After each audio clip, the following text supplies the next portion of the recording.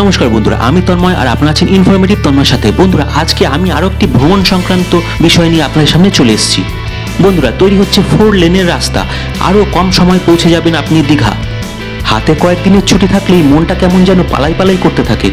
এমনিতেই কথায় আছে বাঙালির পায়ের তলায় সর্ষে ফুল, আর এই কথাকেই একদম সত্যি করে বাঙালি সবসময় ট্রেন বাসের টিকিট কাটতে উদ্যত হয়ে পড়েন। আর বাঙালির পছন্দের তালিকায় প্রথমেই আছে দীঘা। আবার বর্তমানে দীঘাকে একেবারে ঢেলে সাজাচ্ছে প্রশাসন। শীত, বর্ষা হোক কিংবা গ্রীষ্মকাল, বছরের যে কোনো সময় পর্যটকরা এই জায়গাতে ঘুরতে চলে আসেন। সারা বছরই পর্যটকদের ভিড়ে ঠিক করে পূর্ব মেদিনীপুরের সমুদ্র তটটি। তবে এবার সকলের দীঘা ভ্রমণ আরও দারুণ হতে চলেছে বলে মনে করা হচ্ছে, কারণ এমনই এক সিদ্ধান্ত নিল প্রশাসন। এখন থেকে দীঘা গেলে আরও পরিষ্কার সমুদ্র পার রাস্তা দেখার সুযোগ আপনি পাবেন। হ্যাঁ বন্ধুরা, আপনারা ঠিক শুনছেন, একদম গোয়ার আরাম্বল বিচ, মরজিম বিচ, আঞ্জনা বিচের ফিল এখানেই আপনারা পাবেন। প্রশাসন এবার দীঘার রাস্তাগুলিকে আরও চওড়া এবং সুন্দর ঝকঝকে করার সিদ্ধান্ত নিয়েছে। ফলে আগামী দিনে এই সৈকত শহর ভ্রমণ করা আরও পয়সা উসুল হবে বলে আশা করছেন পর্যটকরা। ইতিমধ্যে রাস্তা সম্প্রসারণের কাজও শুরু হয়ে গেল।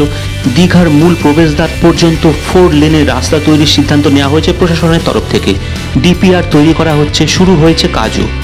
এমনিতেই দীঘার এমন অনেক জায়গা রয়েছে যেগুলো জবরদখলে হয়ে আছে, আর এই জবরদখলের ঘটনা প্রশাসনের চিন্তা বাড়িয়েছে। তবে জমি জবরদখল মুক্ত করতে ময়দানে নেমেছে প্রশাসন।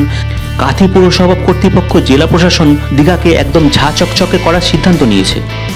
এমনিতেই আগামী দিনে দীঘায় পর্যটকের সংখ্যা আরও বাড়বে বলে মনে করা হচ্ছে। তার বড় কারণ হলো জগন্নাথ মন্দির। পুরীর জগন্নাথ দেবের মন্দিরের আদলে দীঘাতেও তৈরি হয়েছে জগন্নাথ মন্দির, আর এই মন্দিরকে ঘিরে প্রশাসনের অনেক প্রত্যাশা রয়েছে। তাহলে বন্ধুরা, আজকে আপনারা জানতেই পেরে গেলেন যে দীঘায় এখন পর্যটকদের আরও সুবিধা প্রদান করার জন্য 4 লেনের রাস্তা তৈরি করা হচ্ছে, আর জগন্নাথ মন্দিরও তৈরি হয়ে গেছে এখানে। বন্ধুরা, আজকের ভিডিওটা আপনার কেমন লাগলো কমেন্ট করে অবশ্যই জানাবেন। ভিডিওটা ভালো লাগলে একটা ছোট লাইক দিয়ে দেবেন। চ্যানেলে নতুন থাকলে চ্যানেলটা সাবস্ক্রাইব করে নিয়ে বেল আইকনটাকে অন করে দেবেন। তাহলেই আমার পরবর্তী সমস্ত ভিডিওর আপডেট আর নোটিফিকেশান চট করে আপনাদের মোবাইল স্ক্রিনে পৌঁছে যাবে। বন্ধুরা, আজকের ভিডিওটা আমি এখানেই শেষ করলাম। পরবর্তী দিনে আরও অসংখ্য এই ধরনের সুন্দর সুন্দর ভ্রমণমূলক ভিডিও নিয়ে আপনাদের সামনে চলে আসবো। ভালো থাকবেন, সুস্থ থাকবেন। জয় হিন্দ, জয় ভারত।